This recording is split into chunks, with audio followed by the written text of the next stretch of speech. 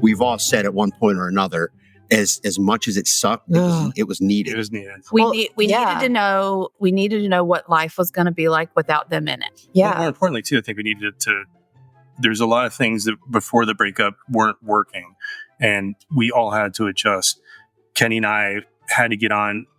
Like now we're partners. We're equals. We're brothers. Like we meshed a lot better, I think, than we did before the breakup. The balance between everybody, I think, is a lot better. Like just everything. We needed that break, that kind of step back from all the stress, from all the move, the COVID, everything, and just we were able to come back together and be like, from here on out, no matter what happens, there's a conversation that can be had, that it can be fixed, because we don't want to feel like that ever again. No, like we definitely came out stronger, for sure. Welcome to Normalizing Non-Monogamy, the podcast where we interview incredible people from all over the world to hear their personal journeys of self-discovery through the lenses of love, sex, and relationships. Our mission is to show people that they're not alone and to inspire them to embrace their true selves so that together we can open minds and live authentically without shame.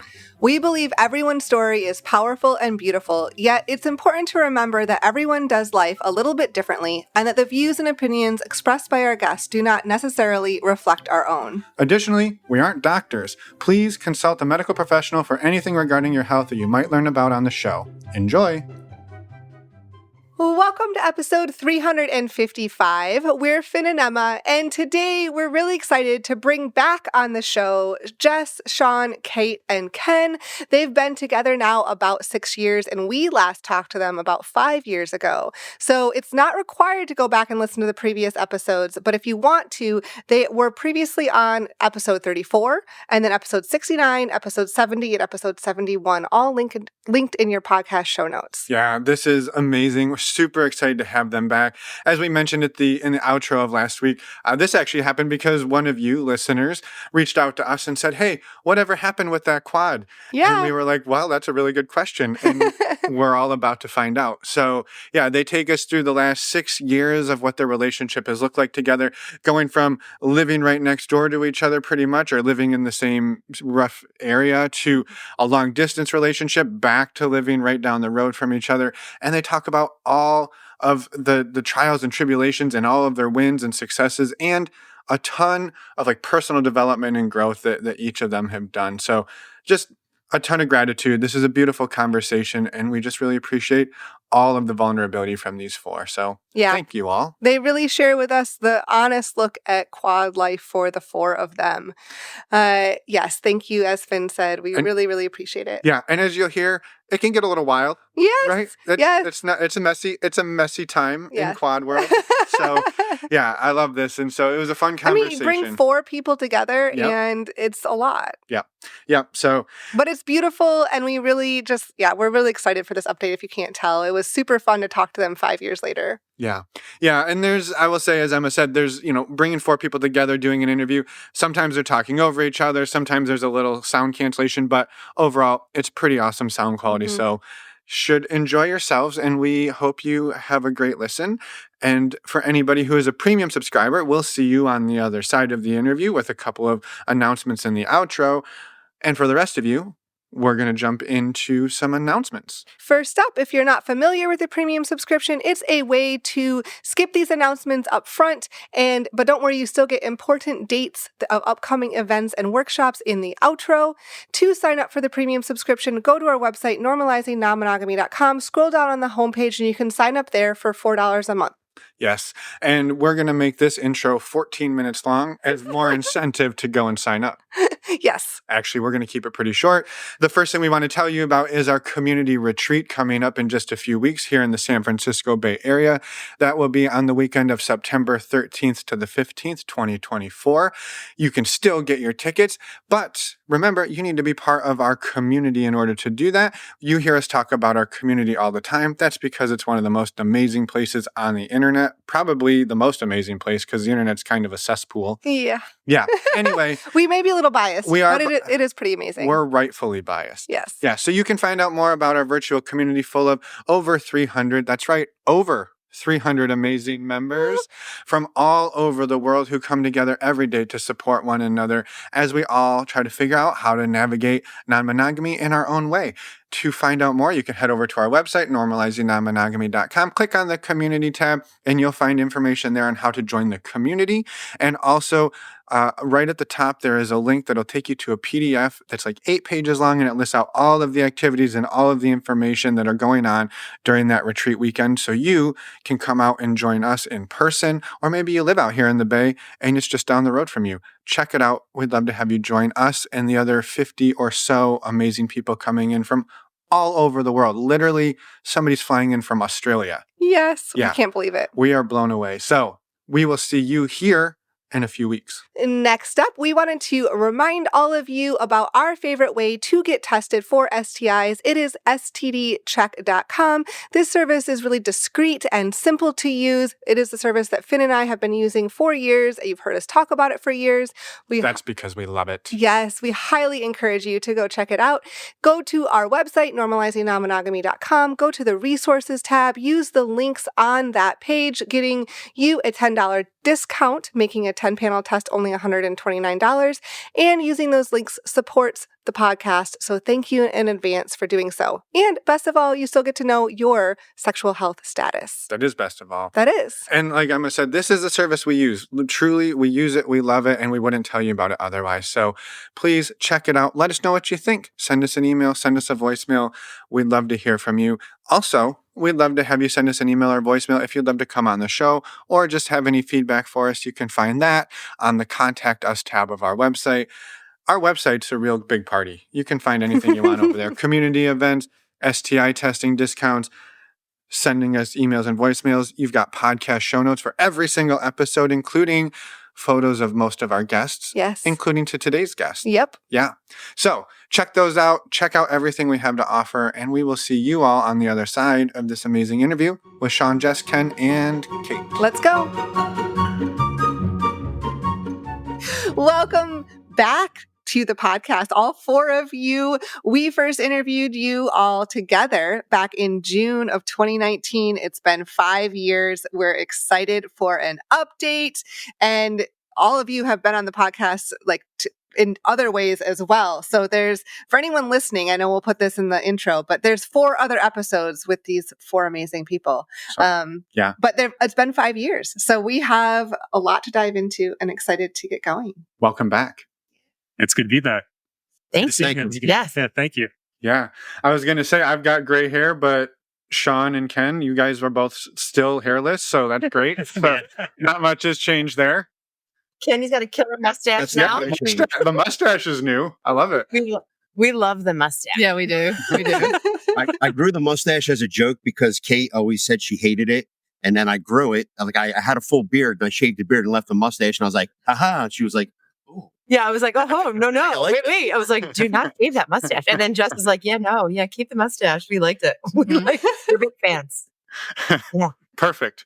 Well, I'm assuming not the only thing that's changed in the last 5 years, but maybe the best place to start would be just really quick who each of you are and how you got into non-monogamy, like very quickly, because everybody can go back and listen, but just to catch anybody up. And then we're going to spend a lot of time talking about what quad life has looked like and how the 4 of you have built a partnership that has lasted for about 6 years-ish. 6 years since October. Yeah.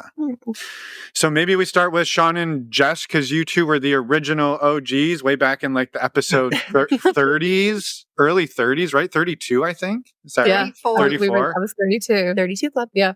Yeah. So 34. 34. I screwed you up. That's on me. That's on me. Talking about my age. Me too. 32. I was right there with you. I thought 32. So I guess I'm 44. We just celebrated our 17th anniversary this weekend. Yesterday. Yeah. We've been together for 21 years. Yeah. We got into the lifestyle for our 10-year anniversary. I wanted to do something different. So we were looking at doing like a nudist vacation or hotel or whatever. I came across Desires, and we signed up for Desires and met some cool people online that were going, and that was that. Yeah, we had a great time there. We had fun doing that for 8 months before we met these guys. And then once we met these guys, all of that came to a halt because we kind of decided that we wanted to be exclusive with these guys. So, well, it took a little bit of time to get there. Well, yeah, but you know what I mean. Listen to the other podcast. Yeah. Right. And we'll dig into it a little here, but I think that's perfect. Yeah. And Ken and Cait, you came around in like the 70s-ish, right? Episode 70. Episode 70, exactly. Right after episode 69. That's right. 69 was part 2 with Shawn and Jess, of course. Yes. Yes, I'll let you talk, babe. You're a way better talker than I am. Okay. We got into it, and we've gone over the other episode. We had friends who were in the lifestyle. They kept trying to talk us into it. After we had our second son, Cait decided, okay, let's try it. 2018. So we tried. We started going to parties in March. Yeah, but it was mostly for girls. It was mostly for Cait, just for girls. And we were there, we went to a few parties, and then we went to party in October of 2018. We met Shawn and Jess. Like I said, listen to the other podcast. We had a few bumps, but made it through, and here we are. Yeah. Yeah. Cait and I have been together. It'll be 13 years married in September of this year, September 16th. Yes. So 14 years together, 13 years married. Yes. Yeah. Amazing. Wow. Excited to dig in. I'm going to start in one unique place because I recognized I was back listening to previous episodes earlier today, and I realized I very forcefully labeled you all as polyamorous. And this was a conversation Shawn, you were very much like, no, I don't like the word. I don't want to say the word. And I was like, all right, but by definition, that's what you are. And I'm curious now that we've all aged a bit, and I would be much less adamant as making somebody else label themselves. I'm curious, how do you all think of yourselves at this point in your journey? We're absolutely polyamorous. Yeah. Absolutely. But we consider ourselves in a kitchen table poly. Yeah. Kitchen table poly. Yeah. Closed off, exclusive polyamorous. We share all our life together, essentially. Like we don't live together, but we're 8 minutes down the road. We do most everything together when we can. Our kids are all best friends. Yeah. So we're like one big family. Yeah. We call ourselves the Shalugos. Right. Actually, it's funny. I recently just told my mom about them, and happened right here in the kitchen. And I actually told her, I was like, Mom, like I'm poly. And she was like, what? Like, what is that? I was like, I'm polyamorous. And she was just like, I don't know what that means, Caitlin. I was like, it basically means that like I'm in love with like more than one person. Like I'm in love with like Kenny and Shawn and Jess. And she was just like, I can't handle this. She was like, I have 2 daughters that are gay. I have you that are poly, whatever that is. I was like, it is what it is. I was like, you have perfect children. That's what it means, Mom. Wow. But I think, like most other people, her mom focused on the sexual aspect of it. Yes. Yeah. You have threesomes. You have foursomes. After I told my mom, she kept honing in on like the sexual aspect of it. She was like, so do you like this? And I kept saying, Mom, stop focusing on the sexual part of it. I said, there's so much more to it than sex. I said, I'm in love with these people. I said, we have like a legitimate relationship. It's not about sex. I said it is, but right. Well, obviously, but I mean, like that's good too. I was like, Mom, like we've been together for 6 years, and she's like, 6 years. I'm like, Mom, it's been 6 years. I'm like, it's more than just sex. Like there's a full relationship here. There's feelings. There's love. I was like, it's not just I'm just banging these people and that's it. Like, oh yeah, thanks for the fuck, and then like, bye, see you later. Like, no, like it's like full blown relationship, love. There's feelings. I'm like, stop focusing on the sex. So yeah. Most of my brothers know. My mother knows, and I didn't mean for my mother to know, but my mother used to be on my phone playing and shared my cloud, and I backed up my phone one day, and every one of my pictures and videos got backed up to my mom's phone. And she saw me and him. She saw. And it took her 2 years to confront me about it. She thought that her and me and Kenny were cheating. Yeah, we were having an affair. That's what she thought. So she hated me because she thought that I was breaking up their relationship, which wasn't the case. She still loved me though. She loved him. Love. I'm building my relation back with her. But yeah, that was an interesting conversation after she took my son to school and came back and said, I want to talk to you about the pictures I saw you and Jessica. And I was like, oh boy, here we go. Wow. So yeah, that was an interesting and fun morning. Yeah. Yeah. Oof, okay. Yeah. Well, we got some ground to cover first. Yeah. So I mainly wanted to apologize for like forcing the label upon you. And I was curious if you had all Where you found your way landed. there on your own or if you had a different label that you preferred. So I thought it was a good place to start. No. You were spot on with Spot it. on. Yeah. Yeah. So I remember that too. yeah. But you're a polyquad. And Sean's like, no, not. Yes. Yeah. Yes. We've all grown since then. I know. When I was listening back to the episodes too, that was definitely a part that stood out. I was like, whoa, we're pretty forceful about that. That's what they tell you. Figuring ourselves out there. Right. Yeah. We're still new. Right. That term is new to all of us that are like, Yep. yeah. Yeah. Yeah. Well, we'd love to jump back. So the last time we talked to you, you'd only been together about 8 months and very much in the throes of the new relationship and figuring it all out. And I'd love to kind of pick back up in some ways of like start with the journey and where it's gone. Well, since then, our last podcast ended. I know earlier me and Cait were talking about it, and she said that after we got off with you guys, she remembers being so sad. And that's because Shawn and I were embarking on our journey because we knew we had to move to Florida. And we knew that that was really going to test our relationship. Were we going to be able to make it through 3 years of us living in Florida and them still being in Jersey? So if we want to start there on kind of how that. Yeah. So the move sucked. Yeah. It started off sucking, and it sucked the whole 3 years. For us moving to Florida, not only was it heart-wrenching to do so, but on top of that, the move did not go smoothly at all. Usually when we do these moves, we might spend a week or two in a hotel, have a house right away. Because we had some hangups with selling our other house, we ended up spending Over a month in hotels, a cabin for a little bit, an RV. The RV wouldn't keep up with the heat in Florida. So we were living in basically a small space with 3 kids, a 200-pound Mastiff, another dog, with the inside temperatures being in the 90s, 98 degrees. So miserable. And then missing these guys on top of that while trying to get into the new job and everything else. It tested, I think, everybody's patience. We had a bunch of rough times where things were misconstrued or things were said that, now seem ridiculous, but it was tough, especially the first couple of months. Yeah. Yeah. It was. And trying to when things got heated and we were so far apart, trying to mend that and be so far apart. Like you couldn't just be like, okay, I'm coming over for a hug so you can see my face and you can see how I feel. It was trying to do everything over the phone, which was really, really difficult. Right. Yeah. Which kind of led to some pretty big arguments. Yeah. Yeah. Usually between Jess and I. Yeah.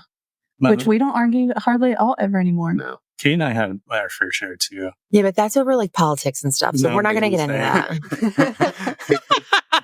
It took Jess and I a while to figure it out. And I don't want to jump forward too far, but we have really learned each other and what we need when there's some sort of conflict. What she knows what I need, I know what she needs. But like Jess was saying, we really don't have that. We nip things before they even start to turn into from a molehill to a mountain. She and I are able to nip things and just cut it off. So Jess and I in our relationship have come a long, long way. Yeah. A long way. Yeah, we had. So I think what's important, because we got down there in August. We were sitting in hotels in an RV for about a month. And then starting a new job, kids in school, a lot of stress. Trying to find a house we could get into. And then from there to December, I think were the pivotal kind of months. We saw you guys, I think, once every other month. This kind of we tried to do that. We tried to come up. We did a lot of trips. a lot of traveling. And it was always bittersweet. We would try to spend as much time as we could. During that period, texting was really all we had, phone calls. I'll say that Cait and I in that period were growing, maybe not closer, but we both required more contact and spent all day texting and trying to keep each other happy. That will come into play in a little bit because that took time away from time that Jess needed that I wasn't giving her. Mhm. And I wasn't giving her. So I would say that at the time between August and December, Cait and I were growing closer and texting more, whatever. And Jess and Ken were not doing We that. were falling more apart. So, I'm not putting words in your mouth, so correct me if I'm wrong, but almost some resentment building because of that. Yeah.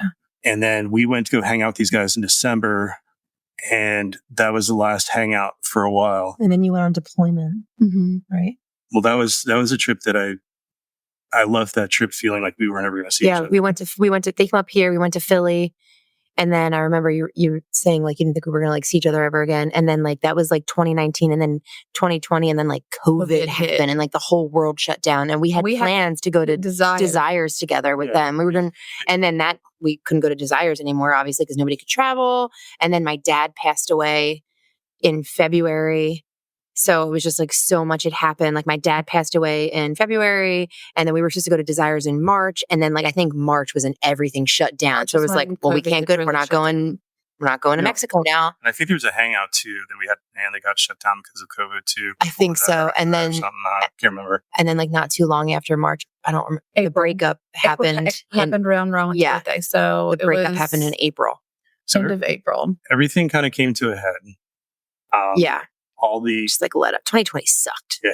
That was what you knew. Well, it sounds like there was a lot building to that point. Just it Yeah. sounds like a lot of figuring out the differences in being in different relationships. And Ken, you kind of touched on it. Like it took you and Jess some time to figure out how to navigate things together, right? And I think that's one thing that we've talked about a bit on the show is like, Em and I get good at a dance together, and then there's somebody else on the dance floor, and I'm like, oh, I know this move, and I do the move, and I stomp on her foot, and I'm like, oh shit, well, we don't know how to dance together, or the thing that I think is the right move for this situation isn't the right move for a different person. And so like, you can't just take everything you know about a marriage and clone it to a new partnership and be like, well, this one will be just like that one. And it sounds like Shawn and Cait, you were figuring out on your end too, like we needed a little more of something to keep us going. And that was then impacting like the balance and pulling away. And so it sounds like there was just a lot building up to the beginning of 2020. Yeah, the balance was off on everybody's part. Yeah. Like Mhm. everybody had a hand in it not being correct. Yeah. So And then add a global pandemic on top of that. yeah, Yeah. on top of that. And then add that into the Yeah, mix. and like that not- didn't help. And then not knowing like Yeah. when we were going to get to see each other because we Right. were like so far apart. Yeah. And Right. losing a parent too. Like, I mean, it's And the move. Yeah, and the move. it was There was a awful. lot. That was a lot of stress Yeah. It was a lot. It was a lot. It was And a lot. so everything came to a head in you said, April. in April. With the Yes. breakup. Was it It March? was April. It was April, April. end of April. Yes. We got into Kenny and I got into a big argument. It was centered around the Desires trip. Yes. Okay. And the friend who introduced us to the lifestyle was insisting on going. I'm going to show up on your vacation. He didn't like Shawn and Jess, and this was his way of trying to dig. Right. Jess wanted me to tell him not to go. I didn't feel right telling him that he couldn't go. And Jess and I just went back and forth, not listening to each other, just trying to speak over each other and going back and forth. And that finally came to a head. And I'm the one who broke it off. I was on the phone with Shawn. Things were said. And I told Shawn, I'm not doing this anymore. I can't do this. It's only going to get worse. Jess tried to reach out to me that night. And I was like, nope, I'm digging my heels in. The whole time regretting digging my heels in. But my mindset back then was, I can't go back now. I said these words, I can't change. And that was my mindset. And I was a complete asshole about it. I was an asshole to Cait. Cait was destroyed and I had no sympathy. I wouldn't let myself have sympathy for her. I wouldn't let myself have empathy for her. I wouldn't let myself feel what she was feeling because I figured I'm the one who did this. Now I just have to stand my ground. And it was eating me up. It Yeah. was eating me up. Well, Yeah. I don't know. I just want to say, Ken, like we haven't talked a lot about it on this show, but we navigated a polyamorous quad dynamic. And I will say one thing that I experienced, I imagine you experienced as well, is when you're in a dynamic like this, there's a lot of pressure to maintain or to do things. And once you you make a decision and you're like, okay, I might have 3 people against me in this, but I'm feeling something. And so there's a lot of going against the grain. And it's really hard when you're going against the grain against 3 people you love and care about. And perhaps their relationships are, somewhat hinging upon what you do. And so I think this is a really precarious place to be, where somebody in a dynamic like this or in any large polycule is feeling something that might be different than the rest. And you have to speak up, or you try to speak up, and you're going against everybody. Like, it's hard as hell. Yeah. It was very difficult. And like I said, I wasn't being nice to Cait, and she was hurt really bad. And I didn't want to know how they were doing, because that was going to make me feel even worse for the decision I made. Right. Mm-hmm. So we shut off all ties. Like we did from that moment on, from that day, once Kenny said he was done, like we just said goodbye and we didn't talk for 5 weeks. Just to kind of delve into a little bit, like one of the hard things that going through a breakup like this, when everybody's not on board with it, Shawn was destroyed too. Yeah, I don't know if I took it the hardest, but I took it pretty damn hard. I will preface though, sorry babe, I will preface that I was the opposite of how Kenny reacted to Cait. And that was hard coming from a wife standpoint, watching my husband hurt over, losing out on somebody that he was in love with. So I was there, I listened to him, I held him while he was upset, and we talked it out and we hashed it out. And well, we did a lot more. We ended up talking to a counselor because it was, we did. We were on total opposite. Jess was pissed. Jess was angry. Mad. I was hurt. For me, it was almost like the best way I can describe it is if you have someone that you're close to that you love that dies unexpectedly, like you don't want the relationship then, and then it's just gone. At that point, we were texting every day, good morning, all through the day, good night, and then crickets. And every song on the radio, we reminded us of each other. So the radio was shut off. Every place we went, it was like, oh, we went to this place. Oh, we went to this place. Just everything was there. There was a constant reminder. So eventually we reached out to the counselor that I think she's been on your show. She does a lot of the lifestyle stuff. With Catherine? Yes. Catherine. Yeah. We spoke to Catherine. She was a godsend. Shout out Catherine. Yeah. She had a similar experience and was able to really help both me and Jess understand where our feelings were coming from and help us kind of grow back together and realize I did a lot of self-reflecting with all the time off we had of where I was making the mistakes I was making and where I was not spending the time I needed to spend the time. Because we have to remember that this is COVID time. This is this is during shutdown. Right. Everything. It was also like a weird time during the breakup and also COVID. Like middle of COVID. Right. So I held on to the hope that Cait or Ken was going to call and fix all this. Well, Cait did Mother's Day, so that's what I was for 4 weeks. Here's the thing. Mother's Day. So this is end of April, and Cait was going to be sweet on Mother's Day. She texted me, "Happy Mother's Day." I messed up this. She added me. She included Kenny into the text. So it brought me. I did not text with the 3 of them. I didn't mean to do that. I literally just meant this was my thought process. I was like, obviously Jess is an amazing mother, so I always send a Happy Mother's Day text to all of my girlfriends that are amazing mothers or whatever. So I was like, I'm going to send a message to Lobs. I was like, if I do that, I think this will be the open door. So I send the text message, but I wasn't even realizing that when I went to go send the text message, it automatically looped Kenny in because I guess we were already in a group thread together at some point. And I sent it, and then Kenny was in there too, and I was like, So No, why? I didn't And even then there it was. respond She didn't respond. because I didn't want Kenny to know what was going on in my life. I didn't want to even respond. Yeah. So that was Mother's Day, May. No. Yeah, early May. Mother's Day was like Early May. May. It was May. And I was like, God damn it, Caitlin, what did you do? So by Failed. end of May, Shawn and I were on the way to the natural springs in Florida. I was getting ready to get my boobs done, and Cait and I had always talked about that, like, you know, Because I had mine done. I and then wanted she to was get going them to have done, hers. so I always asked her questions about it. And so we were on the way, and I'm like, you know, if there's just one person I want to talk to about, I think it was the next day I was getting my surgery. If there's somebody I wanted to talk to about this, I want to talk to Cait about it. And Shawn was like, babe, just message her. Just message her. So I did. And then she started crying, and she called Kenny. She reached out to me, just not hysterical, but just breaking down. Yes. I talked to Jess. Oh my, I missed him so much.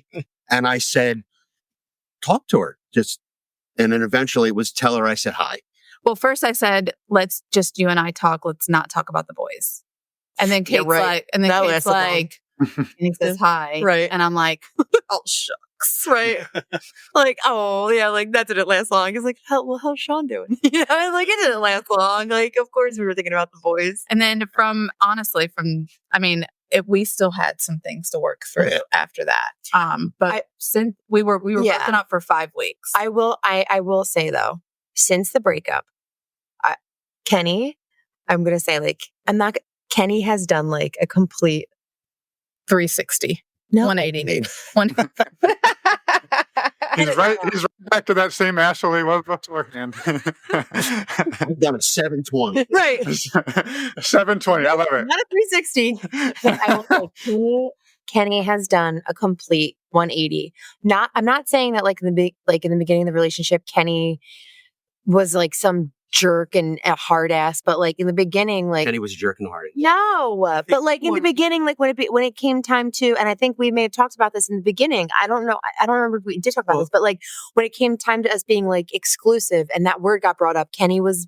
He was the one that was resistant, and he was like, "Oh, I don't know about that." I was left out of that conversation. But like, Kenny has literally done a 180, and he is just so like he's in touch with his feelings now more, and I don't know if it's because of other things that have happened in your personal life. You know what I'm talking about? I've lost 2 family members.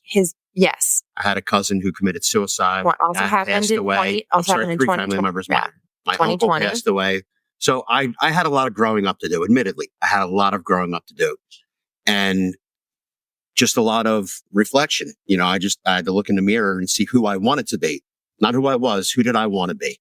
And I didn't want that for Cait, Shawn, Jess. I don't want my boys to see me like that. So I had a lot of changing that I knew I needed to do. Yeah. So started to work on it. Well, in fairness too, we all, like I said, we all contributed to the breakup. Yeah, we did. I don't think I did. I don't think you did. I don't think you did. I really don't think I did. I really don't think I really don't think you did. I think it was. I didn't want to. I had a lot to do. Well, I had to learn too to kind of like. Because if I had my way, I would have tried to. I was like, I'm like a little fixer. I would be like, come on, guys, just like talk it out. Let's fix this right now. Well, I'm curious about that though, because a thought comes to mind when you say that, and that is, I had been thinking as you were talking that. Do you feel that the breakup was necessary? Yes, absolutely. 100%. We came out of that 5 weeks much stronger. Yes. I mean, where we are now. Yes, but even after the 5 weeks, once we started talking again and really working through things, we've all said at one point or another, as much as it sucked, it was needed. It was needed. We needed to know. We needed to know what life was going to be like without them in it. Yeah. But more importantly, too, I think we needed to. There's a lot of things that before the breakup weren't working, and we all had to adjust. Kenny and I had to get on, like now we're partners, we're equals, we're brothers, like we meshed a lot better, I think, than we did before the breakup. The balance between everybody, I think, is a lot better. Like just everything, we needed that break, that kind of step back from all the stress, from all the the move, the COVID, everything. And just, we were able to come back together and be like, we from here on out, no matter what happens, there's a conversation that can be had, that it can be fixed, because we don't want to feel like that ever again. No, like we definitely came out stronger for sure. You never know what you're missing until you're actually missing it. Right. So after the breakup, the actual get back together, they planned to come down. We went to St. Augustine in July of 2020. So we planned a weekend together, which was... No, it was longer than it was like 5 days. Yeah, came down. It was a long time. We went down there for like 5 days. It was terrifying. Like after everything that happened, and it still being on shaky ground, and not like we were back together, but we weren't really back together. Jess was very guarded. I was like, "Here's my heart." Like, me and him were like, "Okay, I'm ready to get together." We had to be cautious because I knew Jess. Like, I was very cautious because I felt like my heart just got crushed when Kenny just canceled the whole situation. So they came down, and it was an amazing couple days.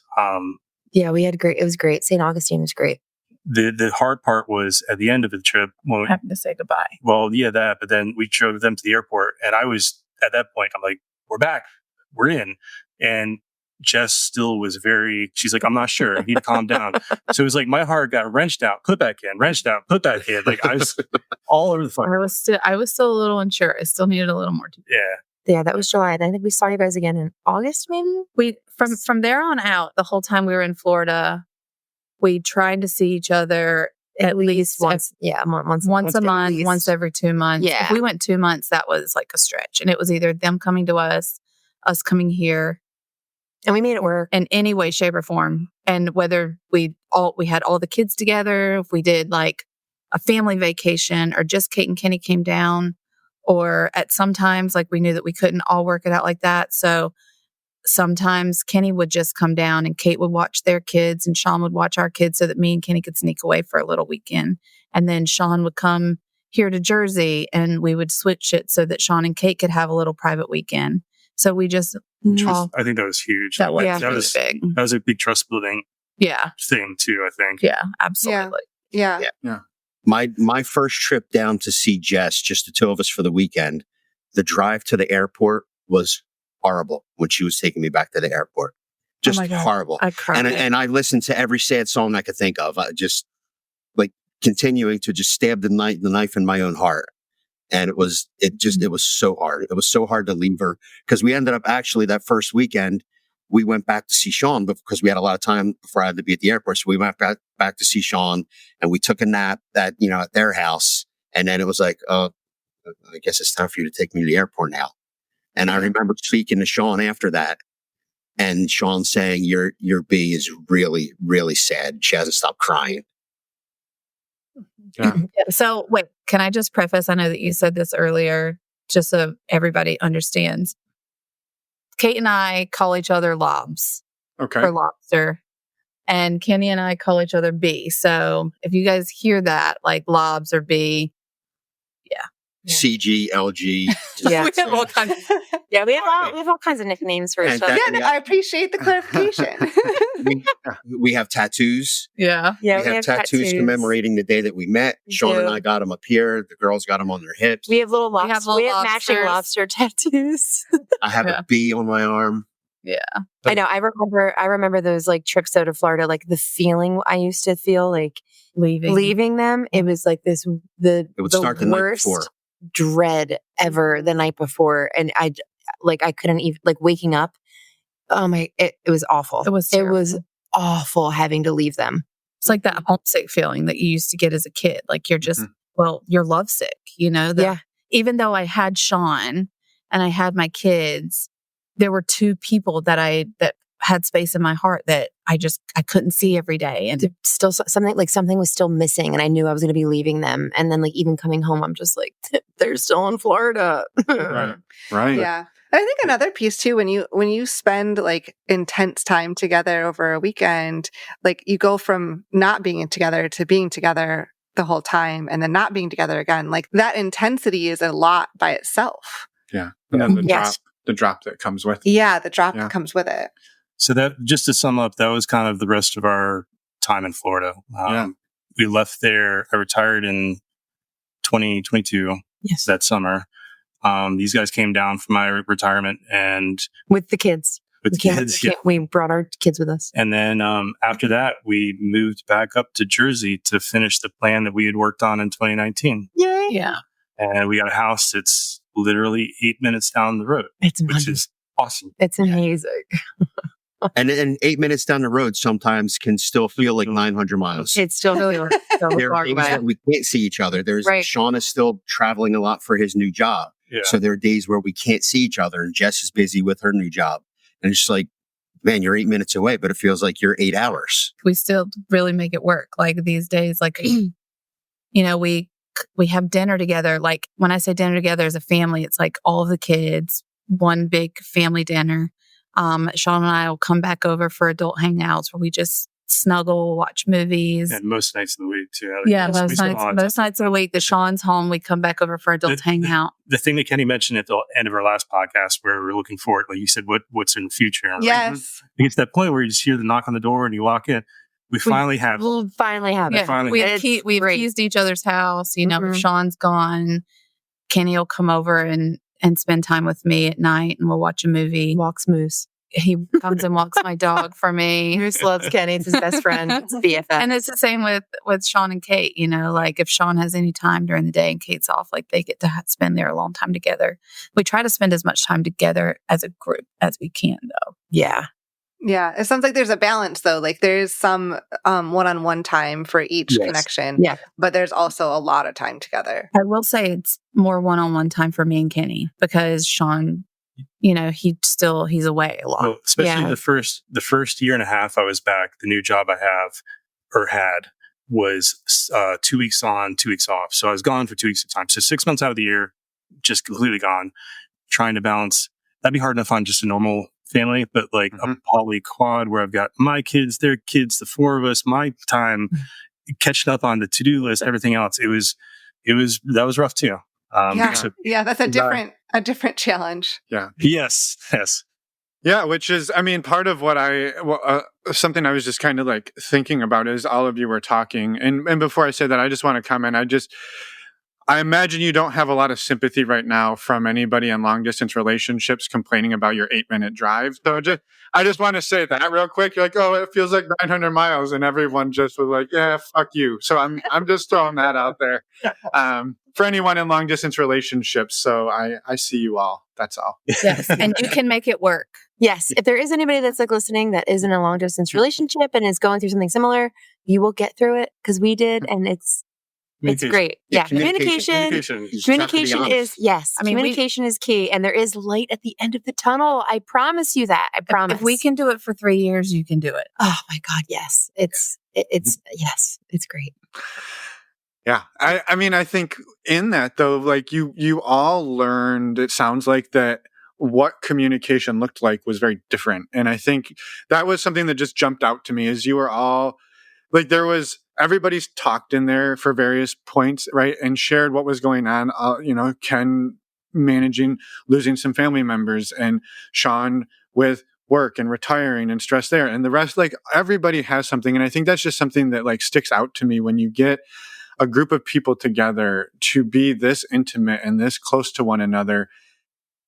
All of that like sort of chaos that like you have as a single human, right? It doubles when there's two of you in a marriage, and then you take 4 more or 2 more people. Like it just gets a lot. And I don't even think it's like 4 times as much. I feel like it's almost exponential because there's then all the different connections that you each have to make. And when something big happens, like how and who do you communicate it to, and how fast, and who's going to say what? And I think your example, Cait, of like you tried to send a message to Jess and it winds up with Ken in it. And like, there's just so many opportunities for like, who do I say what to? How do I say it? When do I say it? And there's, again, not that people shouldn't go down the quad route. It's just, I think seeing how much goes into every decision and every like plan, every dinner, it's not just one person or 2 people. It's 4 people plus kids, plus dogs, plus. Everybody's got like so much in it. Like,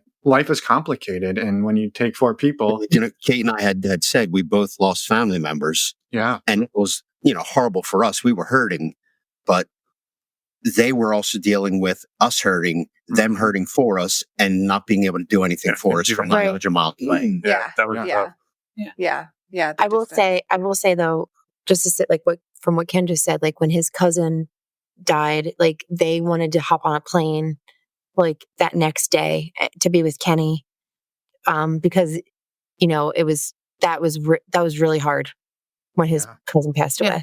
But when you're that far away, and they said, time for family, we completely understood. We wanted to give them their space. The only thing you can do at that point is send food. But we spent a lot of time doing that. Like if that a lot. we did. Like if I was sick and Shawn was deployed, like they would call and be like, their food's getting delivered to you tonight. Yeah. And that's From 900 miles away, they made sure that I didn't have to cook because I wasn't feeling well.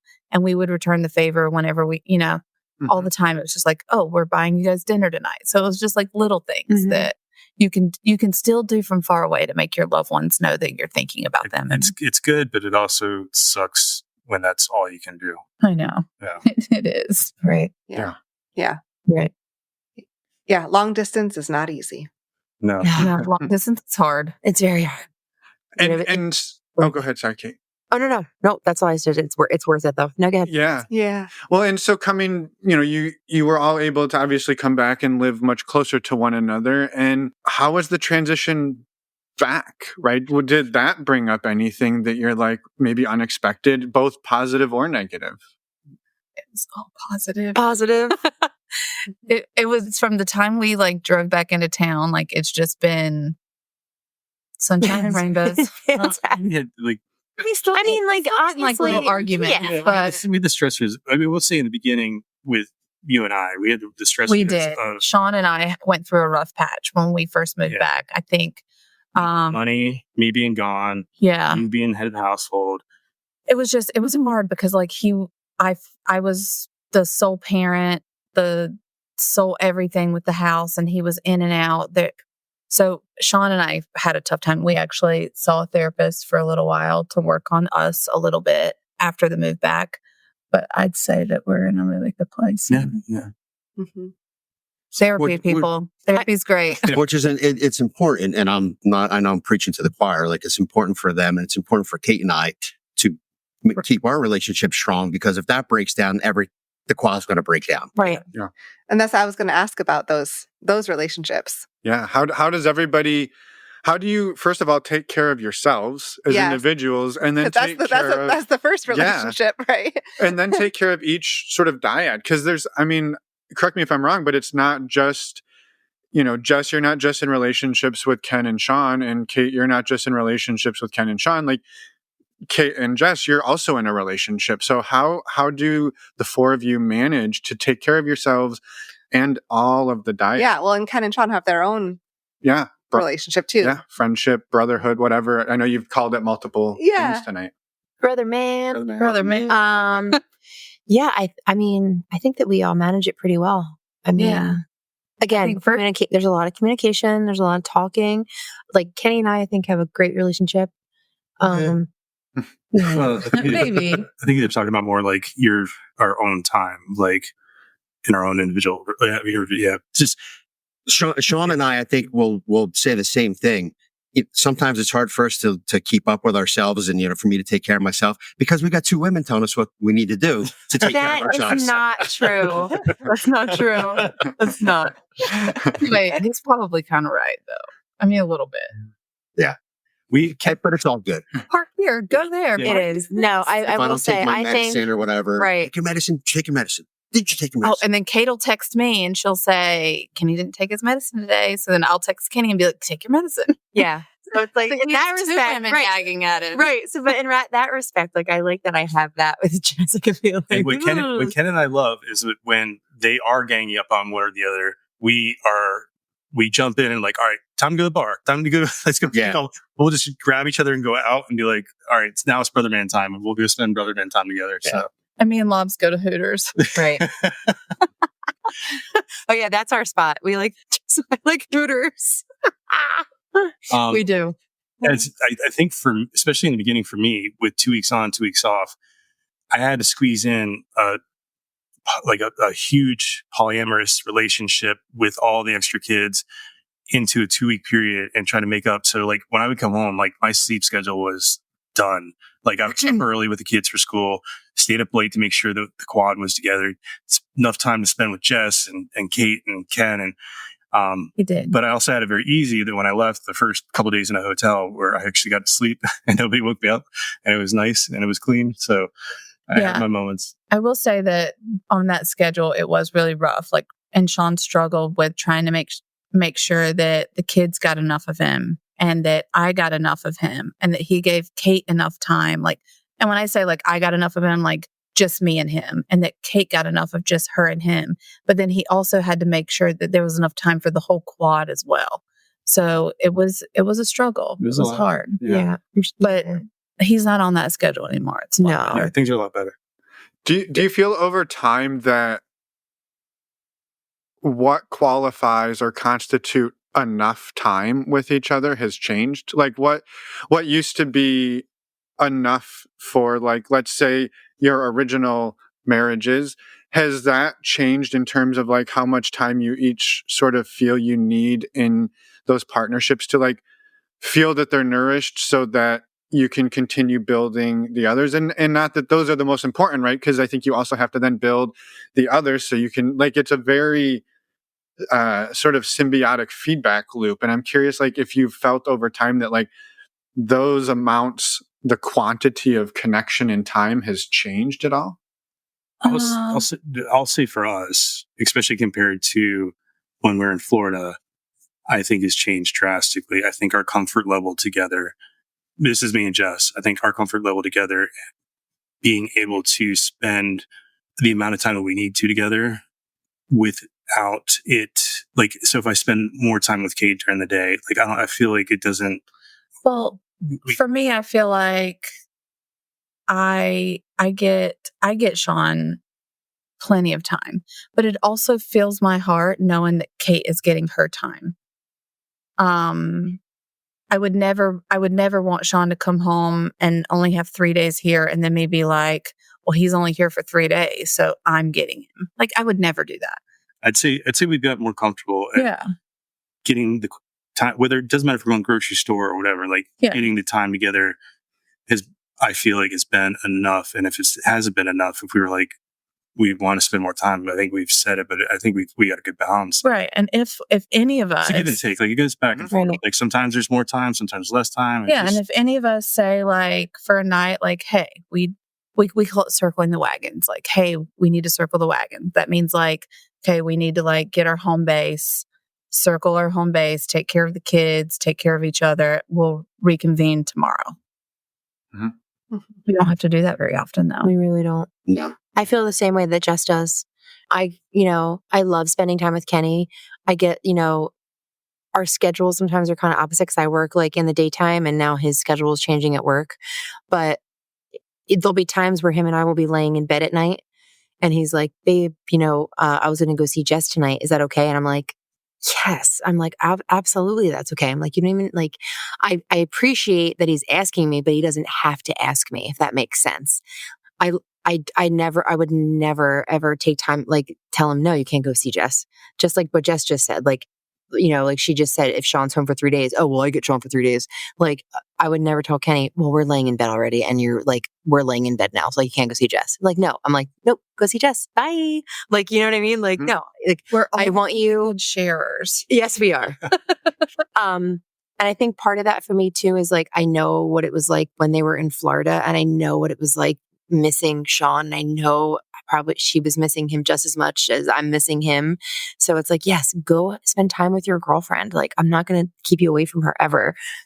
But yeah, I love it. We are very good sharers. I love you too. Oh, yeah. I appreciate everything that all of you have shared and how you've navigated it. Like that you've grown over the time, the years together and figured out things that worked, things that didn't work. Like it takes a lot of work. Yes. It's a lot of work because it does. Yeah, as you say that, like I'm curious, like a thought comes in of like, what's maybe one thing for each of you that you're like, did not, tried it, thought it was going to work, did not work, need to like scrap that and try a new, I mean, it doesn't have to be each one of you, but I'm just curious if something comes to mind, like we thought this would be the way and we gave it a whirl and it was not. Anal. Clearly it's anal. Wait, and I'm going to say swallowing. And we'll just, if you want to know more, go back and listen to previous podcasts because I don't swallow. Cait doesn't do anal, but I'll give both boys anal and she'll swallow for both boys. So everybody's happy, you know? Everybody's happy. And that was a big conversation in the first quad episode. So the key to a successful quad is that. I don't know if you remember, but when we were talking about the swallowing, you pointed out the yum sign on the wall.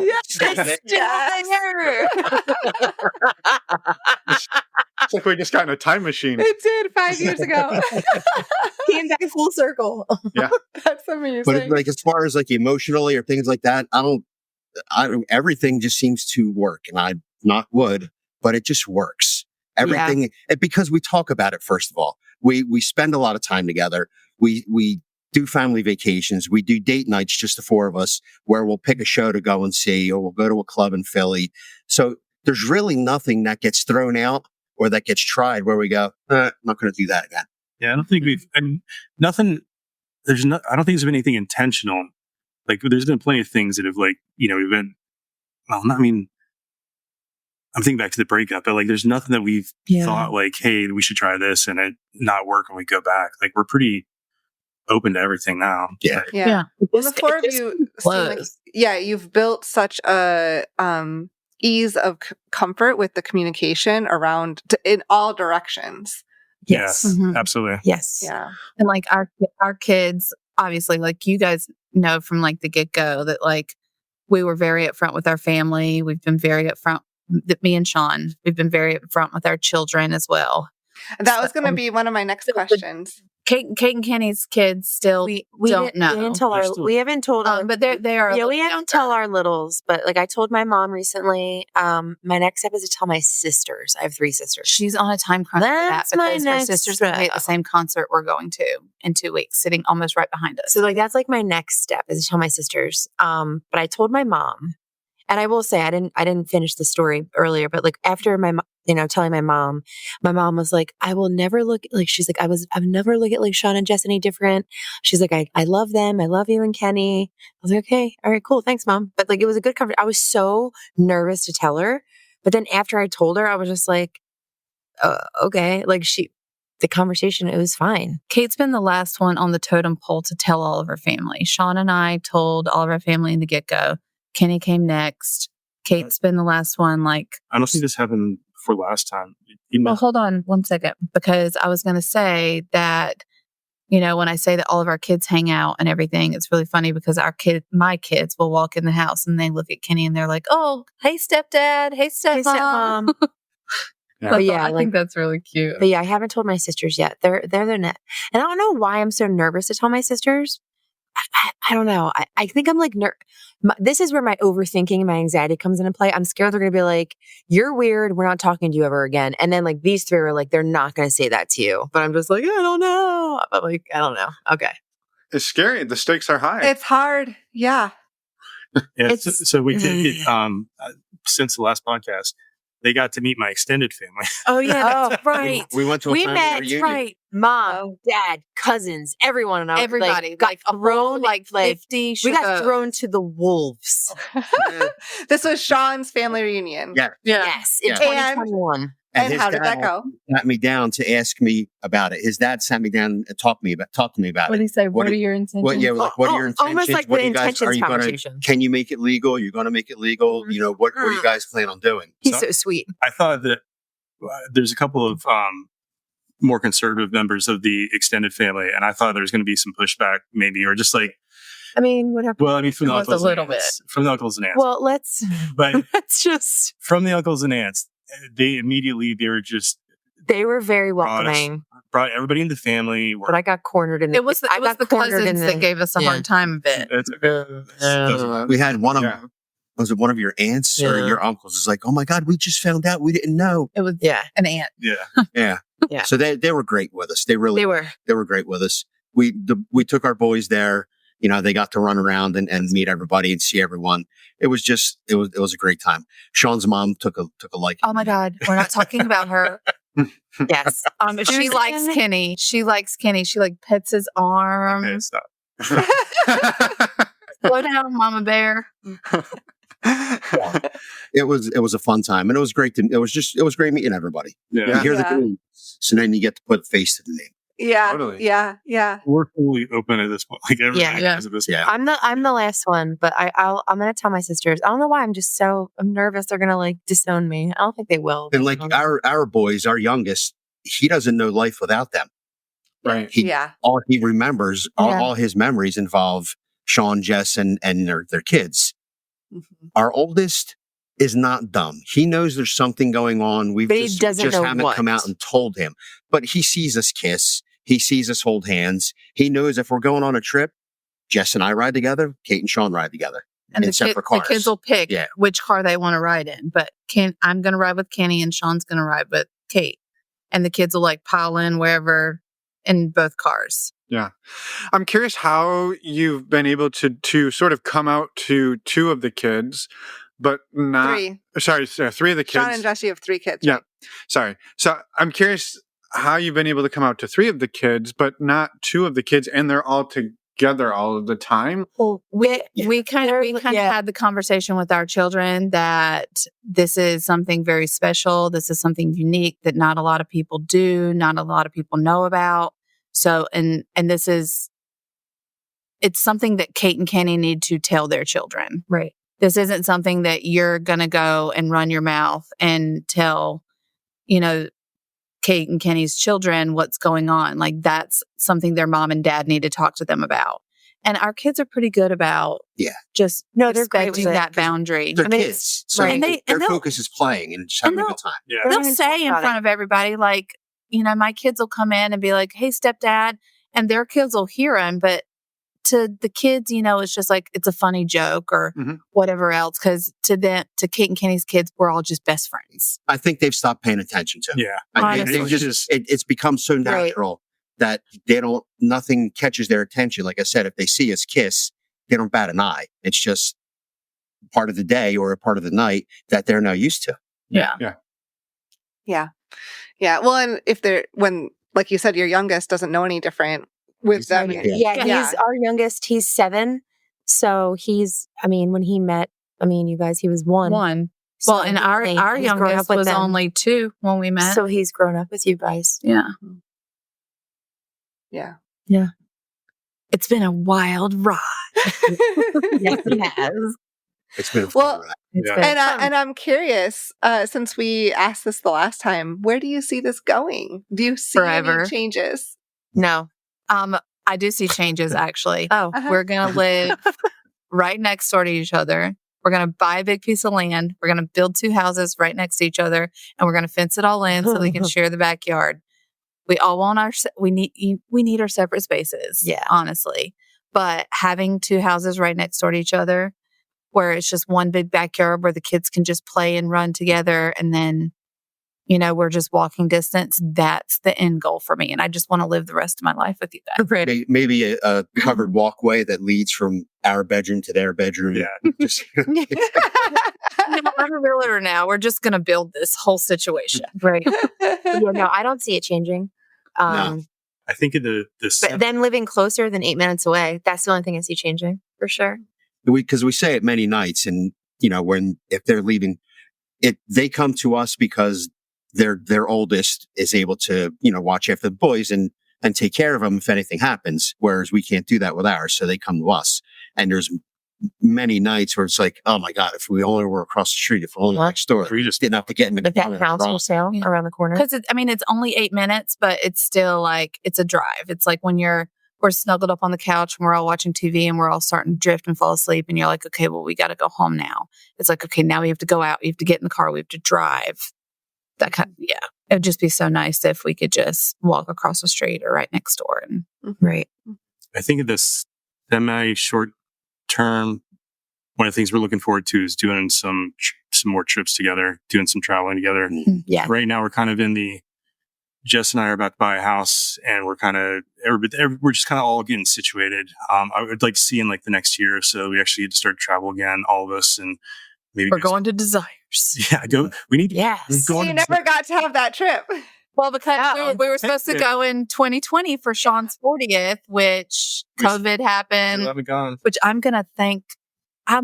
got my boobs because we didn't go to COVID didn't go to They skipped COVID altogether. because we didn't go to Desires. So just to get our refund for Desires, I was like, hello, boobies. So yeah, it's like, and I said I turned 59 a week ago. So I said my 60th birthday, we've got to go. We've got to go. So next year. Yeah. Mhm. And if you don't, you can get a new set of boobs, Ken. Yeah. He loves the new boobs. Fan. Huge fan. I'm actually getting my boobs done again next week. She already had them done. She's getting them redone. But Exciting. not because I want to, because things Well, if you're going to put it out there, you want to. You have to need to. one of my boobies, my implant ruptured. Ooh. So I have to get them redone. So that's happening next week. So Well, good We told luck. her to fill them up as much as possible. yeah, I'm going to have beach balls. Wow. I have another question. Do it? I'm curious because I feel like I'm assuming it's about the boobs. it's not, but we could ask questions about the boobs, plenty of them. I believe people listening are going to question this if we don't ask this question. So, Do it for him then, Emma. right. The four of you have decided to remain a closed poly quad. Has there been talk of opening that up? Has there been interest of that? Or like what has gone into that decision? Do you four just feel like that's not even a desire? Like you just feel so fulfilled? Like I'm curious what that feels like to you. There's been talk about it. No, you've had talk about it. No, So, we all have, and Well, I'm the odd man out. you are. So that's why I said I want to go first. Okay. Okay. So it's a crazy feeling. It's like Shawn and I got into the lifestyle. We were okay with sharing each other. I had no jealousy watching my husband or sharing my husband. I still don't sharing him with Cait. And I still wouldn't sharing him with anybody else. Sorry, Kier. I wouldn't have that jealousy. Right. Oh. I have so much jealousy over sharing Kenny and sharing Cait. Like if I saw Cait flirting with another girl, I would be like, girlfriend, And Kenny knows he would be in so much trouble. He can't even go to the dentist and tell me that the girl was like, ooh, or getting close to him. And I'm like, I'm about to go up there. I don't know what it is. Like, I'm so fine with Shawn doing it. I'm not okay with Kenny doing it. Not that I've done it, but He hasn't. He Right. hasn't. The thought of Hasn't it. been to the dentist in years. Like, Yeah. you feel the same way. Right. I would not want to see Jess with anyone else. I could see Cait with Shawn, and if it were to happen at some point with another man, I do not want to see her with another man. It's just, I don't know. It would make me want to hurt somebody, I think. I feel the same way. Like I could see, it's weird. Like I could see Kenny with another woman, but if I saw him with another woman, I would be throwing up in the corner. And if I, But now I'd be let's like, hear Shawn's nope. story because Or like Shawn enlighten us. Right, yeah. Well, I personally, I feel like I've come to a place that I did with Jess where I feel very comfortable in my relationship with Cait and with the quad and with everything that not that I'm looking for. I have no freaking time anyway. Jill. oh, Jill. Hypothetical. I'm Jill. kidding. Yeah. Jill is hypothetical. You guys. It's a joke. It's an inside joke. But no, just I'm comfortable. Like if this situation where if we were at a club or something, the situation would come up, I don't feel any type of like jealousy right off the bat. Like I feel comfortable. I feel like I did when I was with Jess when we started in the lifestyle. I feel just very secure in everything we have.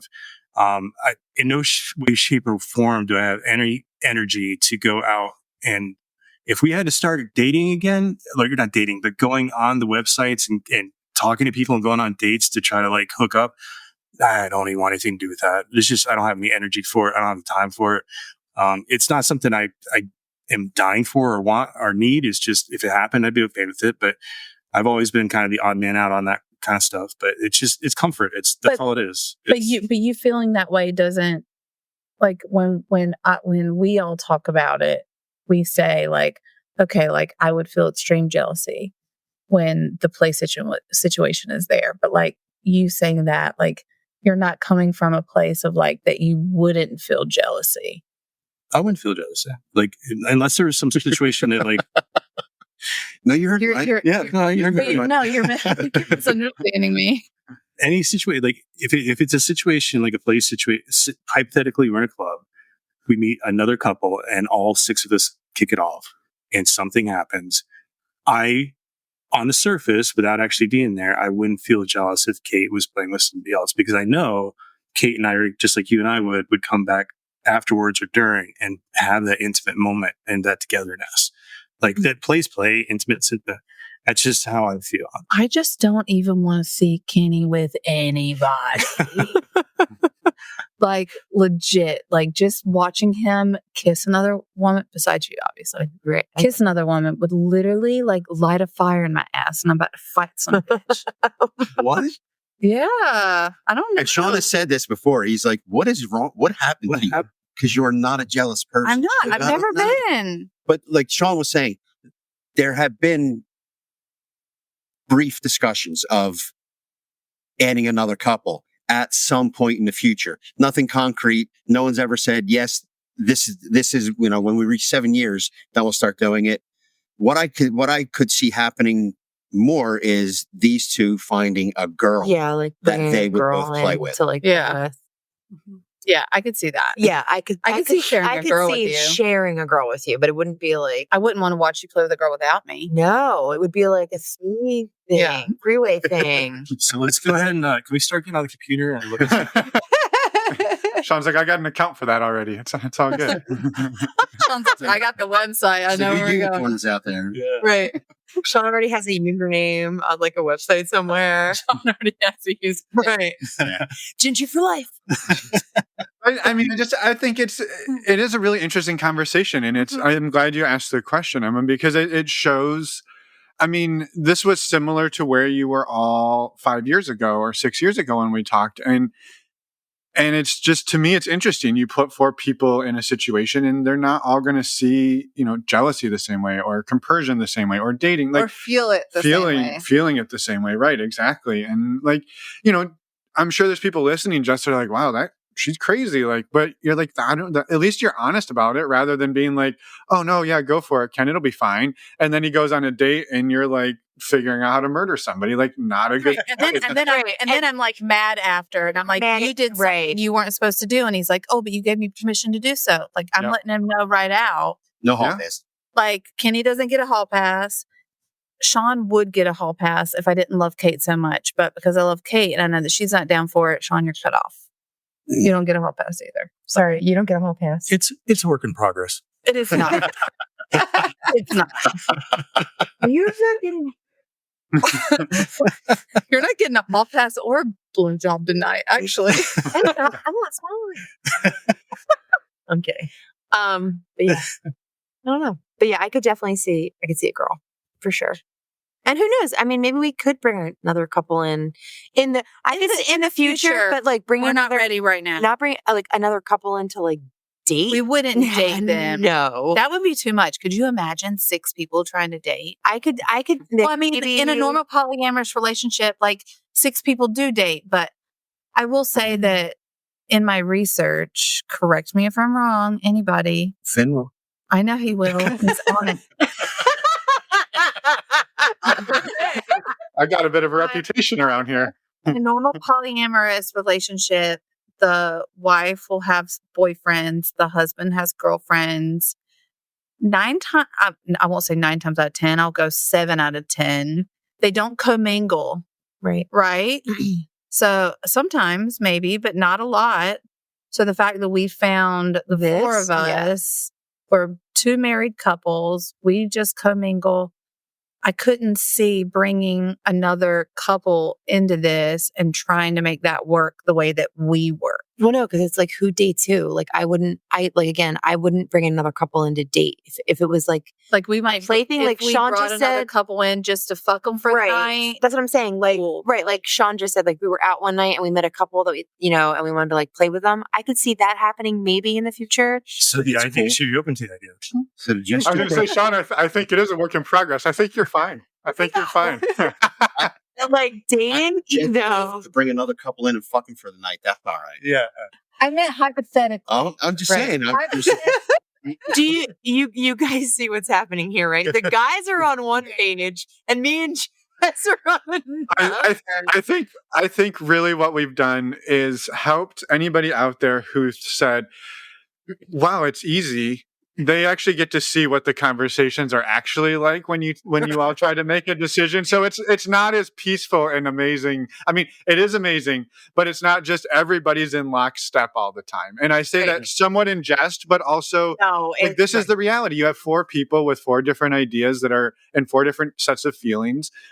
Getting everybody to pull in exactly the same direction with exactly the same intentions is not an easy thing to do.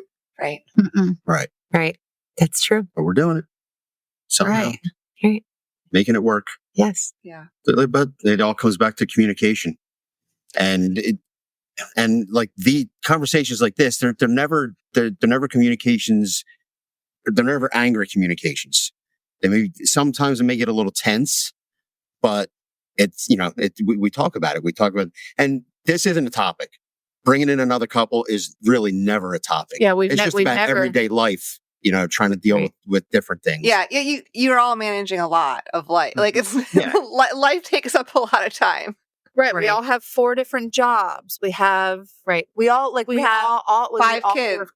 We all work full time. We have 5 kids and like after school sports. Right. And they all go to different schools. They don't go to the same school right now. Well, I mean, like our kids are in one school district, their kids are in another school district. But I mean, right. It's like, it's like we're just dealing with a lot of life. Yeah. There's it's not just fun and sex and play and this. But it's like, according to my mom, it is. That's what my mom thinks it is. My mom thinks it's an orgy 24/7. And I'm like, pump the brakes. It's literally just, it's life. It's, the day to day with the kids and work and school. And then it's, Cait's normally the big one that she'll message us first thing in the morning and she'll go, what are we having for dinner? Right. Are we having dinner together as a family?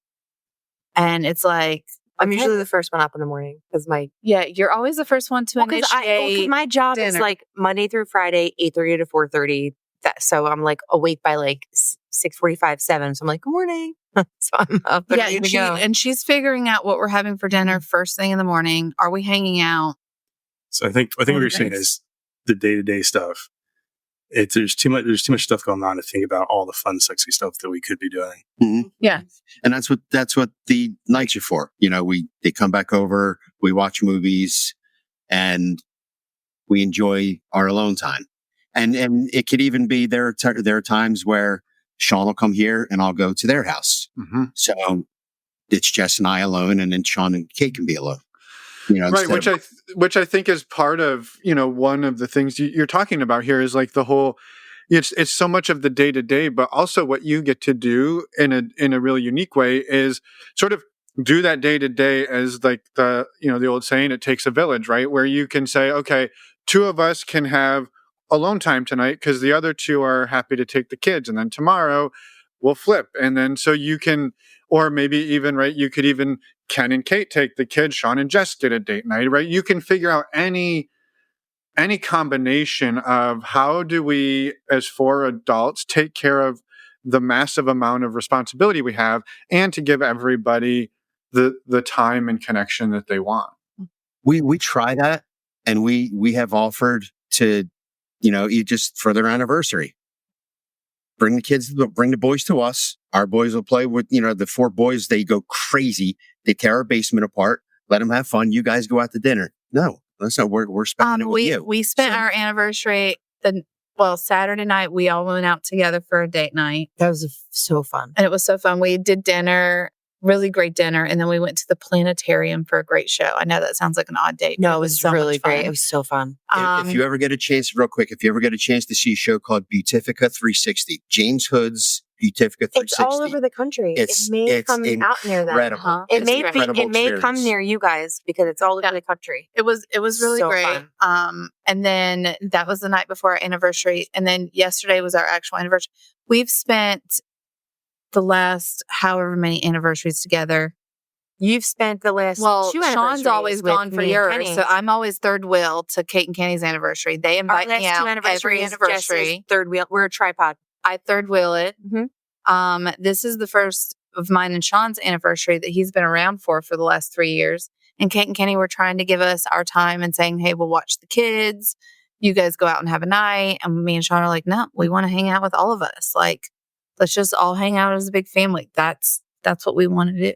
Well, we also made time, like, I think to their point, like, to make sure that we get time with the individual relationships, however it works out. how we do. Whether it's me and Ken going to play golf, or me and Cait going to Philly for the weekend, or you and Ken going somewhere, or the girls get Or me and you going to Hooters. Yes, we do. We do. We do get We get our nails done on. together. Yeah. So yeah, We all get our separate time. to your point. Yeah, we do that. We trade off the kids so that we can make sure that everybody has their time with their individual partners or threesomes or whatever. Because Jess mentioned it before. Jess and I get a lot more time together than Shawn and Cait do because of Shawn's schedule. And So because we get Cait a lot. works during the day. Yeah, and She works a normal 9 to 5 schedule. So she has a lot less time than we have. Right. Yeah. Yeah. Well, you're all balancing a lot. Say that. And you made time for us tonight. Yes. Yes. Every 5 years we get to talk. That's how much time you can make for us. We'll do it. Look, we have to do another update. Like when When this we got to do continues. this quicker than another 5 years. Maybe like every Agreed. 2 years, we'll give you guys an update. Yes. Agreed. Yes. And I will say this one is courtesy of one of our listeners reached out a couple of weeks ago and was like, hey, when are you going to talk to the whole Shawn, Jess, Ken, Cait quad again? And I was like, literally within minutes, I was like, hey, Shawn, got this message. We need to make something happen. He's like, let's do it. And It made us feel so good that people like were interested in like what we're doing and our relationship, how you're doing. Yeah. How Yeah. you're doing. Yeah. what we're doing, how we're doing. Well, I had said to Sean, like even before that, I had said to Sean, I was like, can we do like an update episode with like Finn and Emma? And he was like, Well, it was always He a was like, yes, but it was "But, just like you the know, time like we constraint. will. He was like, Yeah, we gotta yeah. see what's going on. I'm like, okay, but like I really want to. I was And like, I then want you to do guys an reached update. out and we were And like, then he reached out. I was like, it was okay. perfect. I was like, We always have to make it happen with Well- you guys. It's what'd you do? I don't think I did anything. Careful, Emma. Caught the Yeah. headphones. I was going to say thank you to the listener who's Yeah. listening to spur this all. Yeah. Yes, And thank yes, you. yes, thank you so much. Yes, thank you so much. And if you ever want to reach out, like Finn and Emma, if anybody ever reaches out to you guys and they're like interested, I don't know about you guys, but feel Sure. free to share our contact information. If anybody has any questions Yeah, or whatever else, we're more than welcome to share our journey or help anybody along their journey. great. Always. I'm sure if people are in the same situation, it's hard to navigate. I get Yeah. it. Like I get it. So always happy to share. Yes. 'Cause I mean, by no means do we consider ourselves experts at this, No. but We're learning. We can gotten help, pretty, but we we've can gotten pretty help. good at it. Yeah. Yeah. Yeah. Yeah. Well, you're still here and you're still doing it and you've gone through, right? You've gone through you've been together, you did it long distance, you broke up, you got back together, you're living close together. I mean, you've done so many iterations of the four of you.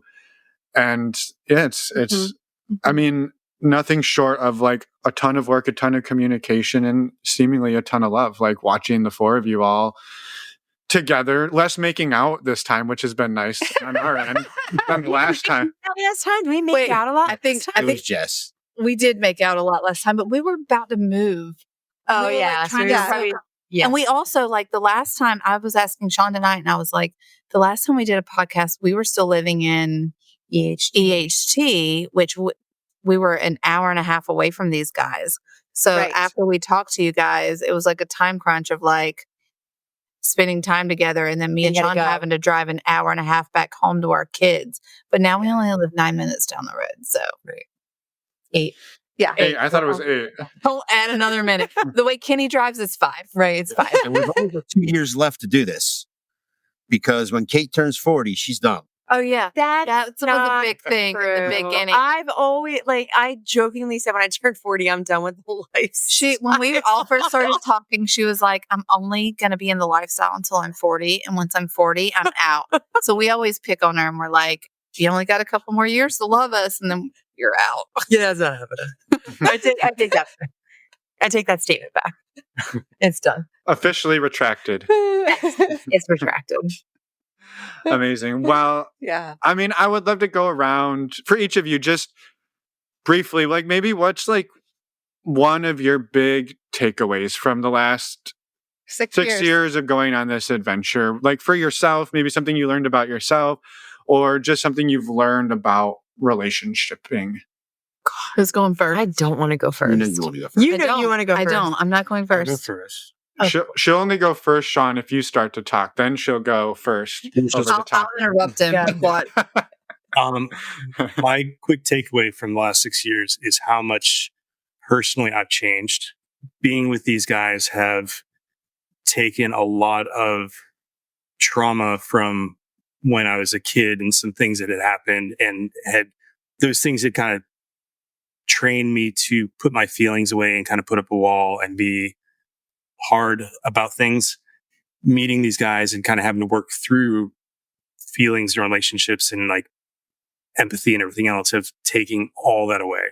So there was times that I'd be like, especially during the breakup, like I'd feel a feeling like, what the fuck is that? Like I had no idea. It'd been like decades since I'd felt anything like that. Salty discharge. Yeah. What is Wait, this from the shit app? coming from my eyes? Like, so that's my biggest thing. I think like getting to a point where I didn't think I would be the person I am now, and it wouldn't have happened had it not been for the quad. Yeah. All right, you go next, Lozzie. What? I'll go. You go. Okay. Cait is, when we go out to eat, Cait's always the last to order, so we'll let Cait be last. Chicken parm. And Shawn had alluded to this before where we had kind of the same mindset, and Shawn said a lot of what I want to say. I learned about myself that there were a lot of things I needed to let go of. A lot of my mindset from my father that I needed to just let go of. Love my father dearly, still do, but he was very chauvinistic, very narcissistic, and I had to let a lot of that go and let myself realize that it's okay to be head over heels, completely, totally in love with 2 women. And in the beginning, I was like, no, it's not going to happen. I can't do it. And then once I let myself go, and I think that allowing myself to do that also allowed me to kind of mellow out, really mellow myself out and be able to listen to Jess and really listen to her and hear what she's saying. And I had, I still have work to do with Cait, admittedly, where there's times where I want to shut myself off. And like Shawn said, start to feel something. And it's like, God damn it. It was so much easier when I didn't give a shit. When I was just a hard ass, it was just so much easier. But now I've got all these feelings. It's hard. I hate it, but I really love it. Yeah. You got me. I'm next since you're the last one. Miss Chicken Parm. Be the last. Don't be Chicken Parm this time. Go first. Want me to go first? Yeah, go. Go. Okay. I guess for me, I don't know. No, I'm gonna go. I don't know. I guess like everything you guys were saying, but I don't know. I'm not like you guys. Like I feel everything. Like I feel everything. I'm an empath. I feel like everything that you guys feel. I will say one thing. If it wasn't like for the relationship that Jess and I had, I love you so much. Have. I don't think that this would work as well as it does. I will say that her and I, You're my best friend. yes, but her and I, we just have a relationship unlike nothing I've ever experienced. Obviously, I have dated a girl only once before. I've dated a girl. I've hooked up with girls before, but I've only dated one girl before. And, with Jess, it's just so different. Like it's just, yes, it's easy. And it's just so nice to come to her with things. Like if there's anything going on with Shawn or Kenny, like I have that person that I can trust. And like, she knows what I'm going through. I know what she's going through. Like she can come to me. I can go to her. It's just so nice to have that. It's like, we know what's Right. going So on all the time. If you're dealing with someone with Shawn, Yes. come to me and you're like, and I'm like, I don't know. We have that empathy for each other. We do. have that for each other. It's just like, I have that with her. I love that I have that with Jess. I'm not saying that it's taking away anything from Kenny or Shawn, but I'm just saying I love that I have a relationship with Jess that I have with her. And just, yeah, I'm just, My heart's so full right now, love. I love Give me a I love smooch. you. Okay, my turn. I guess I'll say that I never knew, I started this whole, and you guys even know this. And listeners, if we're going to plug past podcast, if you go back and listen, like I was like really in a place where when Shawn and I first started this whole journey, that Shawn was my first. I didn't think I could love anybody else. I was terrified of loving anybody else. I thought that just playing in the lifestyle, like Shawn was going to find somebody better than me. I never knew that my heart could hold so much love for so many people, like equal love for so much people. Like, I love you, Bobs, to the end of the world. I will do anything for you. Same for you, Shawn. Same for you, B. And like, I'm overflowing with love. Yeah. Bobs. I never knew my heart could hold so much. No. I love you so much. Yay. But we've got Didn't we? We got so sappy at the end. No, I think it was perfect. The girls got happy. It's absolutely beautiful. It was perfect. And you left us both speechless. yeah, Oh, yay. we're thrilled. I think thrilled for all of you. And I mean, to say that this is a conventional way would be a bit of a stretch. And I think what you've shown is it doesn't fucking matter, right? That you four come together in a way that you've loved each other, heard each other, healed with each other, supported each other, and you will continue to do those things.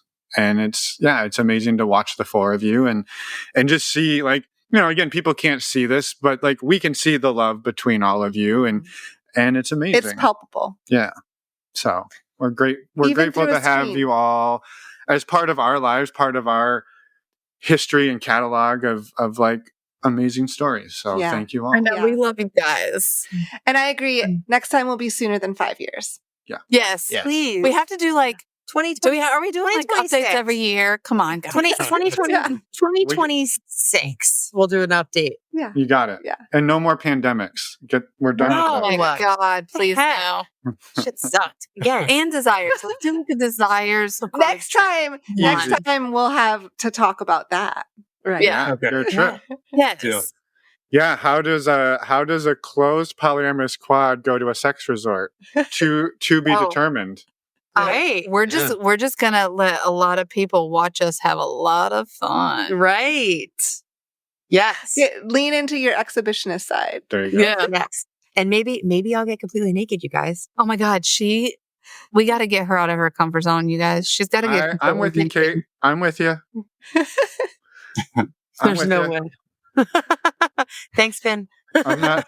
I don't love being naked in spaces like that. I got you. Yeah. I do not either at all. It's difficult for me too. And that's Thank funny you. because that's see, like, all right. Thank you, Emma. All right. that's a good like difference between like Cait and I, like in the relationship, because like I am like this person, like I will wear the skimpiest outfits. I want to show off my body. I want to like be out there. And Cait's like turtleneck. She's so beautiful in a turtleneck. Don't let me like throw that like for a loop. I got my boobs completely out, and Cait's like got nice and I'll have everything. and she's covered. in a turtleneck. And I'm like, girlfriend, let your boobs out. And she's like, no, I don't want anybody to look. And I'm like, they're so pretty. We literally went to an LS party in North Carolina a couple years ago, And Shawn and I are walking down the hallway, and this like couple walks by us, and they're like, "You're so hot." And I was like, "I don't know what to do with my arms. Like, what was I doing?" I don't take compliments well. I'm so awkward when people give me compliments. I was like, "Thanks. I don't know what to do with my arms." Ah. And I was like, "I gotta go. Bye." And I just ran. We ran down the hallway. Problem solved. Problem solved. Yeah, I think we're gonna. Oh, I ran down the hallway, and I guess he stayed there. I think we were at like were we in like a friction party? It was a friction party, and I don't take compliments well when people give them to me, and I was just like, "Oh, okay, all right." All right, that's your homework for your trip to Desire is practice taking compliments. Don't worry about getting naked. Take the compliments. I'll try. Yeah. Well, I'll try. Get naked too for me. Well, yeah, I'll get it for you, baby. Right. Before we wrap it up today, we'll put a pin in it and come back In 2 years. in 2 years. Is there anything else that any of you would like to share? I don't think I so. don't think so. Just go out there and do what you do. Oh boy. Here we go. Here we go. Oh boy. She says as she buries her head in her hands, Yeah. like, why did I just say that? But we're leaving it in, Jess. Sorry. Giving like a positive into it. Yes. Yeah. It's in there Be forever. yourself. Love who you want to love. Do what you're going to do. Be yourself. Yeah. Yes. There you go. Yeah, it's profound. It's You nailed it. forever on the internet. Right. That's what you're going to be doing. There's lots of things on the internet. The last podcast what was it? The Nestle. double-ended sword and the Nestle Quick. Oh yeah, Nestle Okay. Quick. I remember that. Oh my god. Thank you. Yeah. A lot of good throwback references. Fun. Yes. Recommend everybody go check them out. Yes. Well, thank you once again. Thank you all for being here again, for always agreeing to come on and talk with us and share everything vulnerably. I mean, that's people listening. Like when we start these interviews, we're off the recording. We're like, is there anything you don't want us to talk about? You're like, nope, whatever. We'll talk about it all. And we're just super grateful for that. So thank you. Yes. And Yes. with that, Thank you. Yeah, thank Yeah. you. Yeah, so thank much. you so much Thank for you so allowing us much. onto your show Yes. for multiple episodes. Thank you so much for just letting us be a part of your journey. totally. Yeah. Yeah. Yeah. This is the perfect This is what it's truly perfect. pure Jess. gold. All right. And with that, we will see you all in 2 years. Yeah. Sorry, guys. Good night. Good night. Good night. Nice.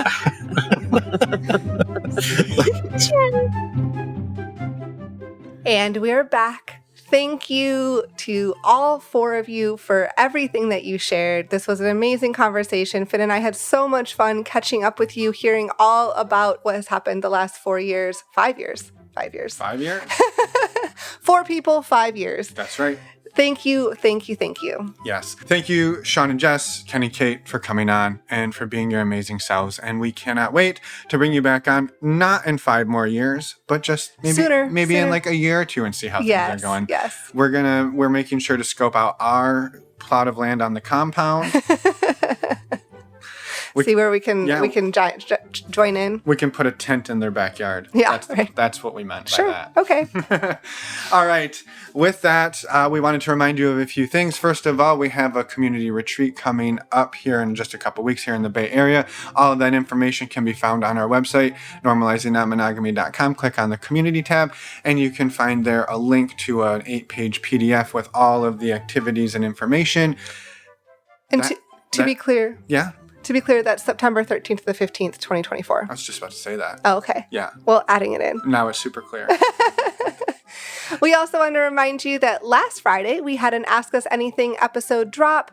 It was with Finn, Miche, and Laura Boyle from Ready for Polyamory. Go and listen. We highly encourage you to check it out. Yeah, and grab a copy of her new book, Yes. Monogamy in this economy.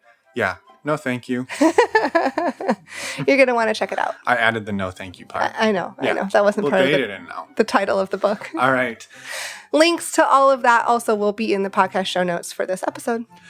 And just one final reminder, we have an episode coming up next week. You wouldn't have guessed it, but... Next Wednesday, it'll be an episode with Anthony. It's the start. Uh-huh. It's the start of something big. It is. You'll see. Yes. You'll see. Yes. All right.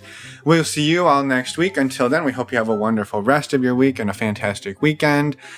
And don't forget to join the community and get your butts out here for the retreat. We can't wait. All right. Bye, everyone. Thanks for listening.